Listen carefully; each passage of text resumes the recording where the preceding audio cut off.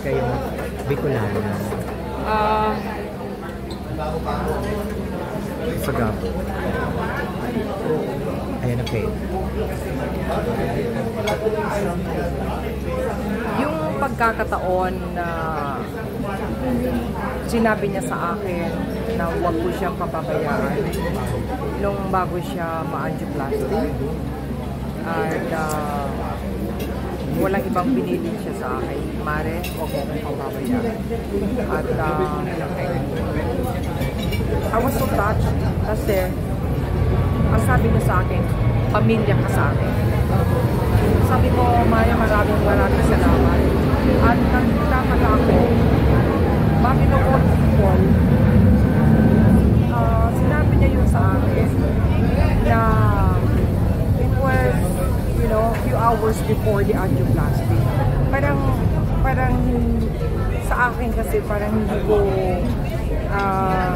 gusto mo ang pakinggan yun.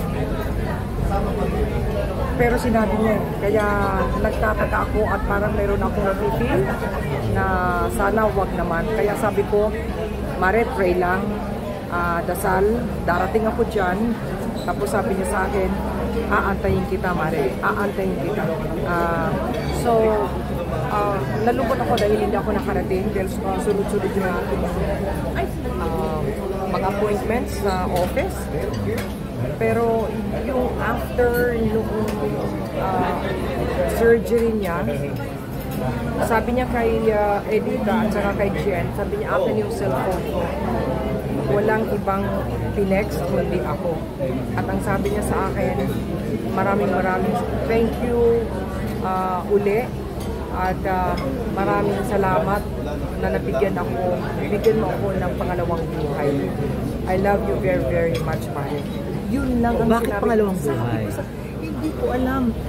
Sabi ko nga sa kanya, sabi ko, Mare, pwede ba? Nasaan ka ba? Kaka-ano mo lang, surgery mo lang. Tapos na siya na surgery. The moment na siya ay nakalabas.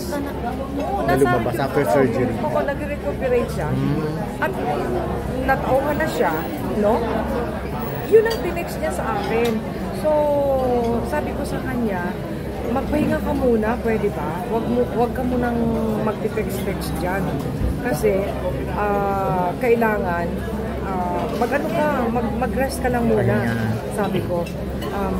Tapos, nagulat ako, I swear to God, nagulat ako, bakit yun ang tinext niya sa akin. Parang meron ako na-feel na something will happen. Pero, inaano ko yun, inaalis mo sa isip mo. Kinukontra ko yun. Tapos, sabi ko, nag-aantay siya sa akin. Gusto niya ako makausap. Sabi ko, pagod na ako. At saka, I was talking to so many people the whole afternoon, the whole day. So, paano mo naman pupunta doon? Baka may dala-dala akong virus, you know what I mean? I'm very careful ako sa mga bagong surgery na ganyan. Tapos, nakakagulat dahil grabe talaga ito yun, no? Thank you. Salamat po ulit. Iniligtas mo po ang buhay ko. I love you very, very much. Yan ang tinext ni Mari sa akin. 9:03 in the evening. Mula nung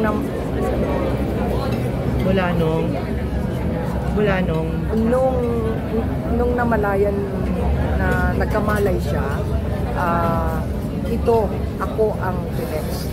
At nagulat ako. Actually, medyo hindi naman pinagalitan kundi sabi ko, bakit mo ako tinext? Mag-rest ka lang muna dyan. And then after that, mga ilang days nung nawala na siya. Hindi. Tapos, the following day, she was still okay. Kasi kausap ko yung doctor. Sabi ko daw, kumusta na siya? She's okay. Nagre-recuperate na lang siya. And then, all of a sudden, at about 9:30 to 10, tinatawagan na ako nila Jen. Sabi niya, Ma'am, punta ka na dito. Bakit? Sabi ko ganun.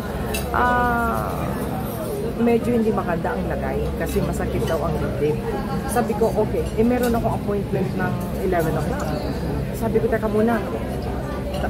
dadaan lang ako dun sa appointment ko tapos tatakbo ako dyan. But I was talking with the doctors and then okay naman daw. Sabi ko, tawagan mo na ako sila lahat, tawagan mo na sila Ian, tawagan mo na ang pamilya, tapos pupunta na ako dyan.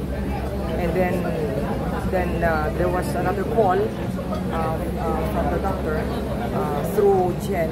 Sabi sa akin, ma'am, i-intubate natin si Miss Villamayor. Sabi ko, intubate? Sabi ko, bakit? Tapos, medyo kung mahirapan, i-intubate natin. Sabi ko, hindi, I cannot decide, hindi ako ang anak, di ba? So I called up Lot. Sabi ko, Lot, please, sabi ko ganon, go to the hospital right now at text me na okay sa inyo na intubate yung nanay nyo. Kasi siyempre, I'm only a friend, although sa akin nag-communicate, pero siyempre, it's still the decision of the family. Kaya, tinext ako ni Lot na okay sa kanya, if ever na needed talaga, gawin to save her life. So at the same time, sabi ko, magbihis ka na, tawagan mo sila Ian, tawagan mo lahat, takbo na tayo din sa hospital. So, yun. Kung nasa hospital na abutan mo pa rin, Nina? Oo, nandun kami sa ICU. Nire-revive siya. For 28 minutes, nag-flatline siya. Anong oras to? Siguro mga 11:30. In the evening? Morning. Morning. O kasi safe na siya eh. Ibig sabihin, 9 o'clock in the evening, nung nag-text siya sa akin, okay na siya. Okay na siya. Then the whole night, okay na siya. The whole, mga 8, 9, okay siya. Parang mga 9:30 yata or 10 doon siya nagkaroon ng pain. Doon nag-umpisa lahat. Hindi ko makalimutan. I rushed to the hospital, tapos nandun na rin sila, dumating na rin si Notlot, dumating na si Batet, tapos then si Ian, nagkaroon ng family conference with the doctors, and that's yun. And okay naman siya, pawian siya ng buhay ng mga 9:58 in the evening, something like that. Anong sabi mo ng doctor? What went kay Ate Guy? Wala naman. I don't want to talk about it kasi in the first place, hindi ako dapat magtanong niyan kasi dapat ang pamilya or kasi okay naman yung successful naman yung angioplasty. Kasi si Mari may COPD, meron siyang asthma. So siguro nagkaroon ng complication the following day. Kasi successful eh. Pero Mel, hindi naman siya nakapag-text pa ka eh. Hindi naman siya yung naghirap talaga ng gusto dun sa hospital. Or, kasi di ba may iba ang habang ng hospital? Hindi naman.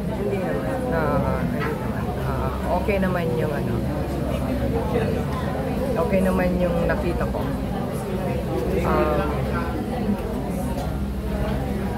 Hindi ko lang ma-express masyado pero you know, they did their best. We prayed. Lahat ng mga bata, talagang lahat sila nagdasal. And hindi naman kami nagkulang sa pagdasal. Pero ikaw, Mel, may plano ka bang tumulong sa, like halimbawa sa Iriga, yung mga pagtayo ng museum, yung Antica, yung mga gano'n? Actually, yan ang request niya sa akin. Okay, yun nga eh. So, anong plano mo doon? I will discuss it, whatever plans, I will always discuss it with Ian and his sisters and brothers. Saan sana pwede? Saan gusto? Dito sa Manila or? We will discuss it probably in Manila. So intact pa naman yung mga gamit niya, di ba? Yung mga dati niyang... I'm sure doon sa bahay niya, kita ko naman lahat. Plus, marami pa mga boxes. Nandoon lahat ng kanyang mga achievements, mga drops, etc.